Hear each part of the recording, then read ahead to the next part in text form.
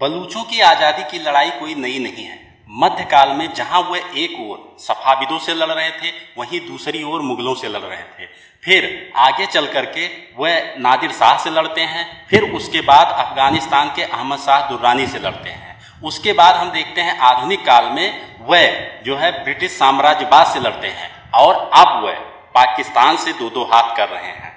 कौन है ये बलूच, क्या है इनका इतिहास, ये जो है आखिर पाकिस्तान से अपनी आज़ादी की लड़ाई क्यों लड़ रहे हैं, आइए इसको जो है टटोलने का प्रयास करते हैं। नमस्कार, मैं संतोष सिंह आपका स्वागत करता हूं।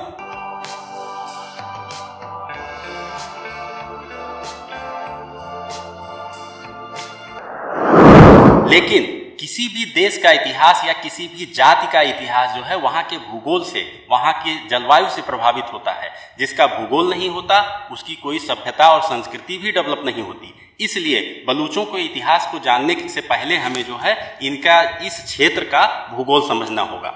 एक तरह से हम देखें तो भारत एक सुगठित उपमहाद्वीप है।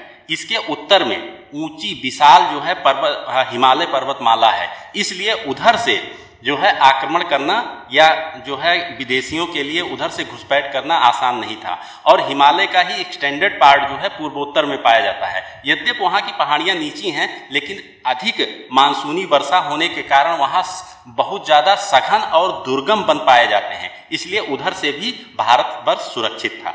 फिर दक्षिण में विशाल हिंद महासागर लहरा रहा है, उसके आजू बाजू में एक तरफ बंगाल की खाड़ी है और एक तरफ अरब सागर है। तो जब तक आधुनिक काल में नेवी का विकास नहीं हुआ है तब तक उस तरफ से भी सुरक्षित रहा है। अब बचता है पश्चिमोत्तर। तो इधर किरथर, सुलेमान और हिंदकुश पहाड़ियां तो हैं, लेकिन ये उतनी ऊंची नहीं है जितनी की हिमालय पर्वतमाला, और इसमें कई दर्रे पाए जाते हैं, जैसे खैबर दर्रा, गोमल दर्रा और बोलन दर्रा। और इधर से ऐतिहासिक काल और आद्य ऐतिहासिक काल से ही यहाँ पे जनसमूह आते रहे हैं और इधर से ही आक्रमण होते रहे हैं। अब देखिए वर्तमान जो पाकिस्तान है उसका मैप देखिए। एक है सबसे उत्तर में जो पड़ता है खैबर पख्तूनख्वा, इसे नॉर्थ वेस्ट फ्रंटियर भी कहते हैं। इसकी राजधानी है पेशावर। फिर पड़ता है उसके बगल में सटा हुआ है पंजाब है, ये भारत से जुड़ता है और इसकी राजधानी है लाहौर। फिर उसी से नीचे सबसे नीचे जो है सिंध है और सिंध की राजधानी है कराची। फिर ईरान और अफगानिस्तान के बॉर्डर से सटा हुआ अब पाकिस्तान का चौथा प्रांत जो है वो है बलूचिस्तान, इसकी राजधानी है क्वेटा।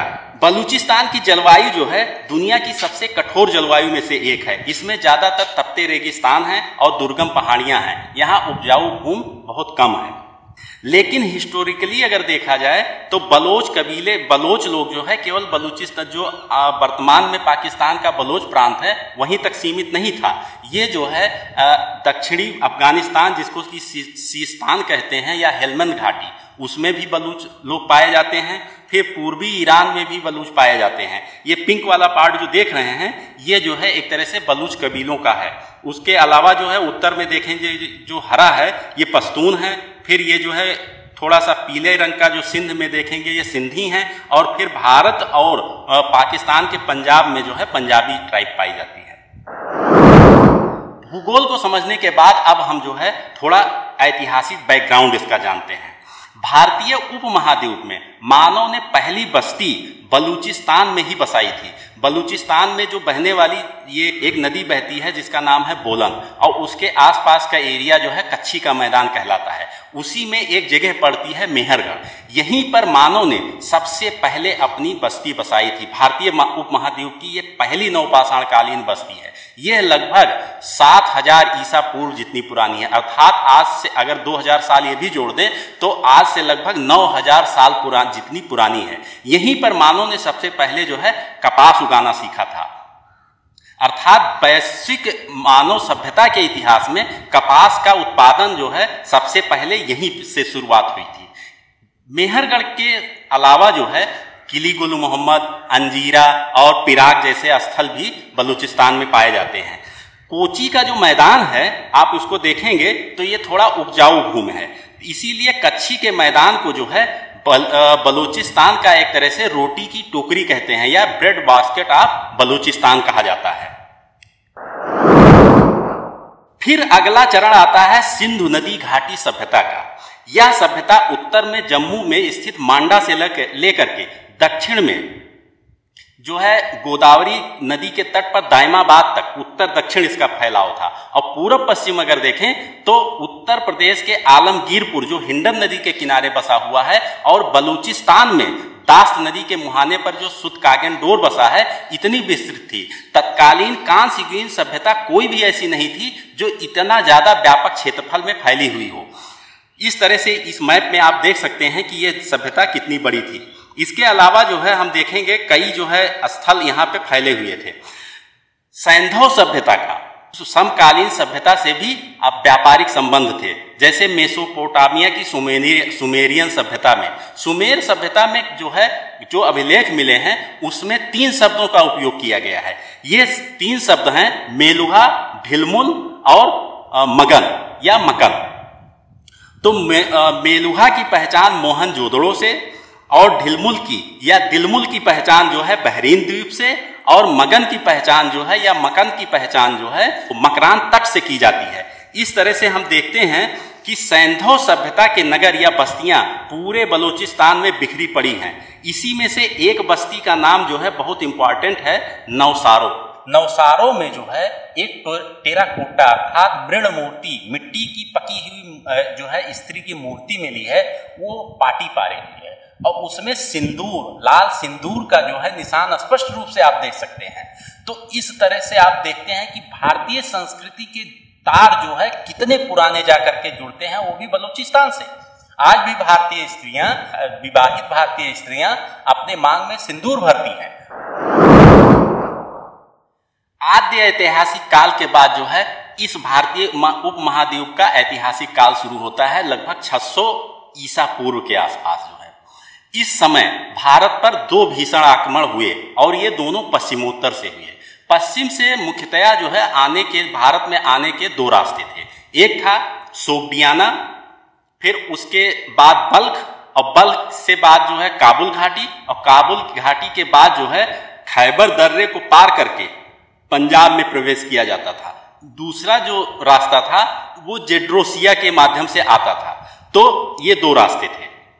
अब यहाँ पे हमें ये जान लेना आवश्यक है कि सोग्डियाना क्या है। सोग्डियाना जो है आमू और सिर दरिया के बीच का जो भूभाग है, उसको जो है प्राचीन यूनानी और रोमन इतिहासकार सोग्डियाना कहते हैं। जो बल्ख है उसी को यूनानी इतिहासकार बैक्ट्रिया कहते हैं। फिर जेड्रोसिया जो है यूनानी इतिहासकार जो है और रोमन इतिहासकार जो है मकरान तट है, और जो बलूचिस्तान है उसको जेड्रोसिया कहते हैं। तो हम देखते हैं कि 6ठी शताब्दी ईसा पूर्व के आसपास जो है पहला आक्रमण जो होता है वो हखामनियों का होता है, मतलब ईरान के हखामनी लोग करते हैं। हम देखते हैं कि हखामनी सम्राट साइरस ने 6ठी शताब्दी ईसा पूर्व में जेड्रोसिया के माध्यम से अर्थात मकरान तट से होते हुए भारत पे आक्रमण किया, लेकिन वो दुर्गम या एक कह लीजिए बहुत जो है तपता रेगिस्तान था और दुर्गम था, जो है दूर दूर तक वनस्पति नहीं थी। तो इस हिसाब से उसकी सारी सेना जो है नष्ट भ्रष्ट हो जाती है। अब इसमें जो है तत्कालीन जो वहाँ की जनजातियां थी उनका योगदान भी रहा होगा। यूनानी इतिहासकार नियार्कस ये कहता है कि साइरस किसी तरह से अपने 7 आदमियों के साथ जान बचा करके भागा, फिर वो इससे सीख लेता है और दूसरी बार आक्रमण करता है। तो दूसरी बार आक्रमण वो जो है सोग्डियाना, बल्ख, काबुल घाटी और फिर खैबर दर्रे को पार करते हुए करता है, और सतग और गंधार पे वो अधिकार कर लेता है। साइरस के बाद जो है हखामनी सम्राट दारा प्रथम के समय जो है हमें 2 अभिलेख मिलते हैं, एक परस्पोलिस और एक नक्शे रुस्तम का अभिलेख। तो इसमें हमें 3 शब्द मिलते हैं, एक सतग, एक गदर और एक हिदु। सतग का अर्थ जो था सप्त सैंधव प्रदेश, और गदर का अर्थ है गंधार, और जो है हिदु का अर्थ है निचली सिंधु घाटी। इस तरह से हम देखते हैं कि जो है ये तीनों भाग जो है हखामनी साम्राज्य के अंग बन जाते हैं। इतिहासकार हेरोडेटस इस संबंध में लिखता है कि भारत दारा के साम्राज्य का 20वां प्रांत था। यह सबसे घनी आबादी वाला प्रदेश था। यहां से दारा को अपने संपूर्ण राजस्व का लगभग 1/3 भाग प्राप्त होता था। हेरोडेटस आगे यह भी लिखता है कि दारा ने 517 ईसा पूर्व में अपने सेनाध्यक्ष स्काईलैक्स की अध्यक्षता में एक जहाज भेजा था कि सिंधु नदी जो है कहाँ समुद्र में गिरती है, अर्थात उस मार्ग को खोजने के लिए भेजा था। इस तरह से हम देखते हैं कि 6ठी शताब्दी ईसा पूर्व से लेकर के सिकंदर के आक्रमण तक हखामनी साम्राज्य के अंतर्गत जो है बलूचिस्तान, ये ऊपरी सिंधु घाटी या पंजाब कह लीजिए, और सिंधु, निचली सिंधु घाटी रहे थे। कि 331 ईसा पूर्व में सिकंदर ने अराबेला के युद्ध में दारा तृतीय को हराया और उसके फारसी साम्राज्य पर अधिकार कर लिया, और इसी अधिकार के तहत वो अपना पूर्व की ओर बढ़ता है भारत पर आक्रमण करने के लिए, और वो उसी रास्ते से आता है, अर्थात सोग्डियाना से फिर जो है बल्ख से जो है काबुल नदी घाटी, और काबुल के बाद जो है वो खैबर दर्रे को पार करके के तट तक पहुंचता है। फिर भी के बाद जो है मगध साम्राज्य था, तो वो वहां से उसकी सेना में विद्रोह हो जाता है, तो उसको मजबूरन वापस लौटना पड़ता है। लेकिन सिकंदर उसी रास्ते से वापस नहीं लौटता है, वो जो है सिंध के रास्ते से चलता हुआ निचली सिंध घाटी में पहुंचता है, और वहां पास अपनी सेना को 2 भागों में बांटता है। पहला भाग नियार्कस के नेतृत्व में समुद्री मार्ग में मकरान के तट के किनारे किनारे सेना को जो है समुद्री मार्ग से वापस भेजता है, और स्वयं जो है एक भाग को लेकर के मकरान तट के किनारे, अर्थात जो जेड्रोसिया है या जिसका वर्तमान नाम बलूचिस्तान है, वो जो है उसके मार्ग से होता हुआ वापसी की यात्रा प्रारंभ करता है। लेकिन 323 ईसा पूर्व में जब वो बेबीलोन पहुंचता है, उसकी मौत होती है। सिकंदर की मृत्यु के पश्चात जो है उसके पूर्वी प्रदेश का उत्तराधिकारी उसका सेनापति सेलुकस निकेटर बनता है। बेबीलोन, सोग्डियाना और बैक्ट्रिया को जीतते हुए वो अब भारत के प्रदेशों को पुनः जीतने के लिए जो है सिंधु नदी तक आ धमका, परंतु इस समय का भारत सिकंदर कालीन भारत से अलग था। सिकंदर के आक्रमण के समय पश्चिमोत्तर का भारत राजनीतिक रूप से बिखरा हुआ था, लेकिन 305 ईसा पूर्व का भारत जो है एक संगठित और सशक्त भारत था। राजनीतिक मंच पर चंद्रगुप्त मौर्य का आगमन हो चुका था, और चंद्रगुप्त मौर्य ने सिंधु नदी को पार करके सेलुकस निकेटर को बुरी तरह हराया। यूनानी लेखक इस युद्ध का केवल परिणाम बताते हैं। एपियानस लिखता है कि सिंधु नदी पार करके सेलुकस ने चंद्रगुप्त से युद्ध किया, दोनों में बाद में संधि हो गई और एक वैवाहिक संबंध भी स्थापित हुआ। स्ट्रैबो के अनुसार उस समय भारतीय सिंधु नदी के समीपवर्ती भाग में रहा करते थे। यह भाग पहले पारसीकों के अधिकार में था। सिकंदर ने इसे जीतकर वहां अपना प्रांत स्थापित किया था, लेकिन सेलुकस ने इन्हें सैंड्रोकोटस से को जो है वैवाहिक संबंध के फलस्वरूप दे दिया और बदले में 500 हाथी प्राप्त किया। सैंड्रोकोटस का अर्थ है चंद्रगुप्त मौर्य।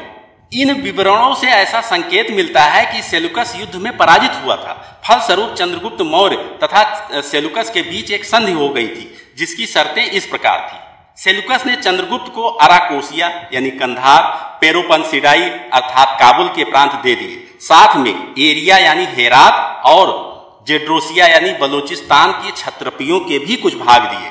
दूसरी जो बात हुई वो चंद्रगुप्त ने सेलुकस को जो है 500 हाथी उपहार स्वरूप दिए थे। तीसरी बात जो है दोनों नरेशों के बीच जो है वैवाहिक संबंध जो है स्थापित हो गया। कुछ विद्वानों के अनुसार सेलुकस ने अपनी पुत्री का विवाह चंद्रगुप्त मौर्य के साथ कर दिया था। फिर अगली जो बात है, सेलुकस ने मेगसनीस नामक अपना एक राजदूत जो है चंद्रगुप्त मौर्य के दरबार में भेजा था। वो यहाँ पे रहा और इंडिका नामक पुस्तक लिखी थी। इस तरह से मौर्य साम्राज्य में जो है वर्तमान पाकिस्तान, अफगानिस्तान का बड़ा भाग, और यहाँ यह ध्यान रखने की जरूरत है कि जब हम जेड्रोसिया यानी कि बलूचिस्तान की बात कर रहे हैं तो उसमें ईरान और अफगानिस्तान वाले भाग भी शामिल हो जाते हैं।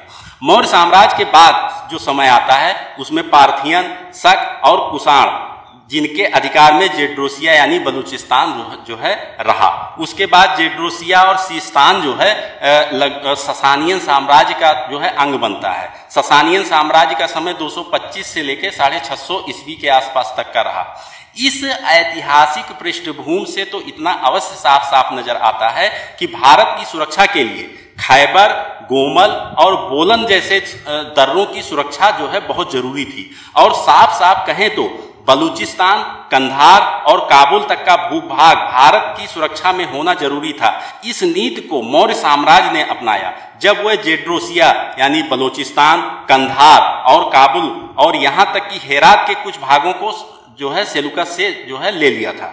और इसी रणनीति का पालन मध्यकाल में मुगलों ने किया और आगे आने वाले समय में आधुनिक काल में अंग्रेज भी इसी राह पे चलने वाले थे।